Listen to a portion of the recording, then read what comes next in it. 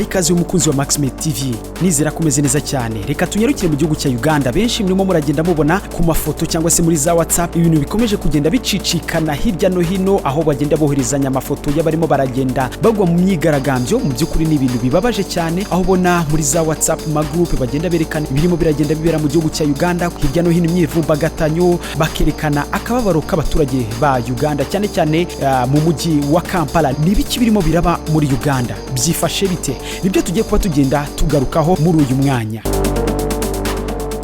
Nta kindi kiri kuvugwa muri iki gihugu cya Uganda, ni imyigaragambyo ikomeye cyane irimo iraba, aho benshi bakomeje kugenda bagwa muri iyi myigaragambyo. Ese iyi myigaragambyo iraterwa n'iki muri iki gihugu cya Uganda? Ubundi bakita Republic of Uganda cyangwa se Jamhuri ya Uganda mu rurimi rw'igiswahili. Ni igihugu kiri hagati mu mugabane wa Afrika, ariko kikaba kiri mu ruhande rwerekeye iburasirazuba. Nuko ko kiri hagati mu mugabane wa Afrika ariko mu gice cyerekeye iburasirazuba. Uganda ikikijwe na Kenya mu burasirazuba, mu majyaruguru hari igihugu cya Sudan y'Amajyepfo, mu burengerazuba hari igihugu cya Democratic Republic of the Congo cyangwa se Repubulika ya Demokarasi ya Congo, ndetse no mu majyepfo ashyira iburengerazuba hari igihugu cy'u Rwanda. Mu gihe mu majyepfo y'igihugu cya Uganda hari igihugu cya Tanzania. Ni igihugu twavuga gifite ibyiza nyaburanga byinshi cyane, nk'ikiyaga cya Victoria, gifite n'ubutunzi bwinshi. Iki kiyaga cya Victoria bagisangiye n'ubundi n'igihugu cya Kenya ndetse na Tanzania. Uganda ibarizwa mu karere k'ibiyaga bigari, icyo bita African Great Lakes Region. Ni ukuvuga ko kibarizwa mu karere k'ibiyaga bigari bya Afrika. Uganda kandi akaba ari igihugu gifite ikirere cyiza.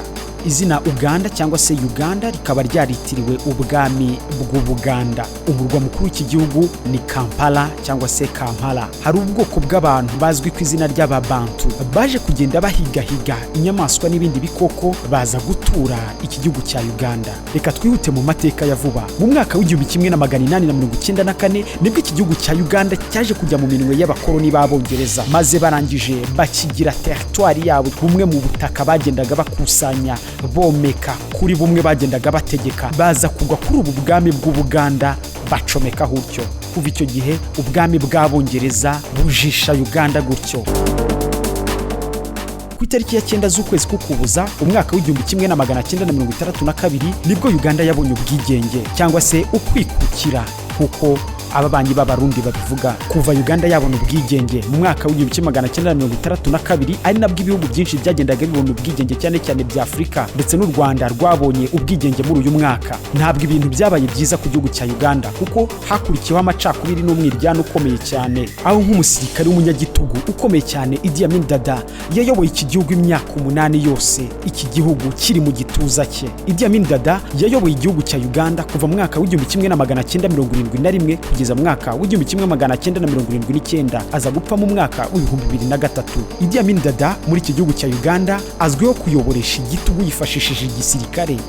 Yigeze gutumiza abazungu umunsi umwe. Aba bazungu bari bahagarariye ibihugu byabo muri Uganda, maze abategeka gusaba imbabazi Afrika na Uganda, kuko abazungu barabakolonije, babakoresha ubucakara ndetse bakanabasahurira imitungo yabo igiye itandukanye. Yari umunyadukoryo dutangaje. Idi Amin Dada uwo munsi yarabapfukamishije abazungu ati, musaba imbabazi, mwadutwaje igitugu n'agatuna mbwene twebwe abirabura. Ni igikorwa gitangaje cyatangaje isi. Uganda ni igihugu kizwiho kuvuga indimi zigiye zitandukanye, harimo ikirimi cyitwa Lango, Acholi, Runyolo, Runyankole, Rukiga, Luo ndetse n'Urusoga. Uganda kandi ni igihugu kizwiho umubare munini w'Abakristo, 84% ni Abakristo. Abagatulika bagera kuri 39%, mu gihe 32% ari mu itorero rya Anglikani, naho Abaprotestant ni 13.1%, Abayisilamu nabo ni 13.7%. Kuri ubu igihugu cya Uganda kiyobowe na Yoweri Kaguta Museveni, wagiye ku butegetsi mu kwezi kwa mbere mu mwaka w'1986. Iyi myigaragambyo iri kuvugwa mu gihugu cya Uganda iraterwa n'iki?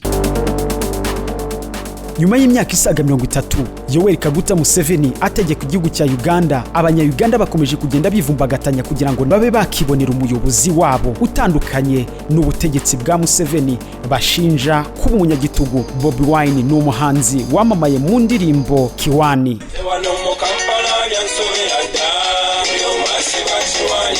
Bobi Wine ashyigikiwe n'abaturage benshi cyane muri iki gihugu cya Uganda, aho benshi bakomeje kugenda bajya mu myigaragambyo bigaragambya basaba ko uyu mugabo yarekurwa nyuma y'aho atarewe muri yombi. Bobi Wine arakunzwe cyane n'abanya-Uganda dore ko yabanje kuba umuririmbyi w'igihangange cyane wagenda guririmba indirimbo zitandukanye, ariko cyane cyane nanone zigaruka ku buzima rusange bw'abaturage. Yatawe muri yombi ku wa gatatu ubwo yari muri meeting yo kwiyamamaza ashinjwa kurenga ku mabwiriza yo kwirinda coronavirus abuza guterana kw'abantu mu kivunge. Amazina ye nyakuri ubundi yitwa Robert Kyagulanyi, azwi nka Bobi Wine, ari kwishakamo ubushobozi n'imbaraga zizamufasha guhangamura Yoweri Kaguta Museveni. Nyuma yo gutabwa muri yombi, imyigaragambyo yarakomeje igenda ivuza ubuhuha hirya no hino mu gihugu cya Uganda, cyane cyane mu murwa mukuru wa Kampala. Benshi barashyigikira ko Bobi Wine yarekurwa, bakavuga ko Yoweri Kaguta Museveni yaba ari kwitambika mu mugambi we wo kubuza Bobi Wine kwiyamamaza ku butegetsi, kuko akeka ko Bobi Wine yazamuhangamura ku butegetsi. Uyu munsi yagaragaye mu rukiko arimo yiyumvira cyane ubwo yarateze amatwi ibirego yararimo asomerwa. Ibitangazamakuru byinshi bitandukanye birimo na BBC byagarutse kuri Bobi Wine bimwerekana mu foto acigatiye amatama ye yifashe mu myanya ndangakumirwa, bigaragara ko yarimo asomerwa ibyaha aregwa. Imiryango iharanira uburenganzira bwa muntu ivuga ko ibi birego ari urwitwazo rwa leta rwo kwibasira abatavuga rumwe nayo. Hanyuma y'iminsi birafunze, abamwunganira bashyize bemererwa kubonana nawe. Yarezwe ku kurenga ku mabwiriza y'urwego rw'ubuvuzi, icyaha gihanishwa igifungo cy'imyaka igera kuri 7. Inyubako y'urukiko yari izengurutswe n'abashinzwe umutekano bitwaje intwaro nyinshi. Mbere yaho kwa gatanu, igisirikare cya Uganda cyavuze ko kigiye kongera abasirikare mu nkengero y'umurwa mukuru Kampala ndetse no mu yindi mijyi ikomeye yo muri iki gihugu cya Uganda. Aba basirikare n'abiki nabo guhangana n'imyigaragambyo yadutse mu ntangiriro y'iki cyumweru yamagana ifatwa rye. Abigaragambya batatanijwe no guterwa imyuka iryana mu maso, ndetse hamwe na hamwe baraswamo amasasu nyamasasu ya nyayo yishe benshi akomeretsa abandi.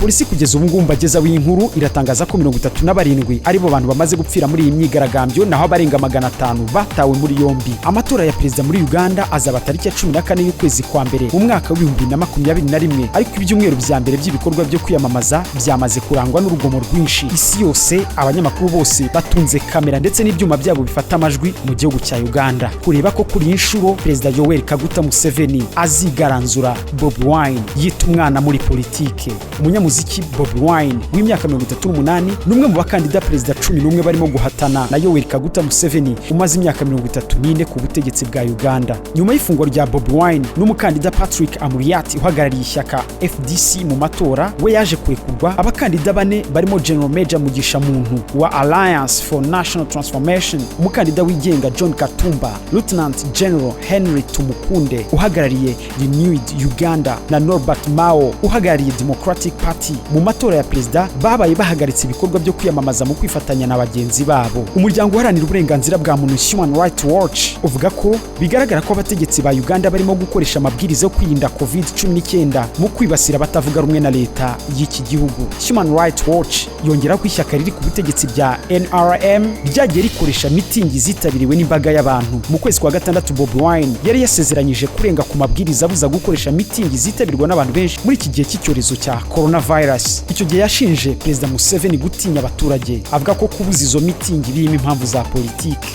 Mu gihe amaze ku butegetsi, perezida Yoweri Kaguta Museveni yashinjwe kwibasira abatavuga rumwe nawe muri politiki. Ibyo we yakomeje gutera utwatsi nyuma yo kubona akavuyo gakomeje kuba muri iki gihugu cya Uganda, aho abantu benshi bakomeje kubura ubuzima. Amakuru nyinshi y'amakuru Al Jazeera gisohotse mu kanya kiravuga ko ubutegetsi bwa Uganda bubaye gato burekuye Bobi Wine by'agateganyo. Ndagushimiye cyane we ukomeje kugenda ubana natwe. Niba utarakora subscribe yikore ujye ubona amakuru yacu uko tuyashyizeho. Nge ndisa Noel Kanijabo.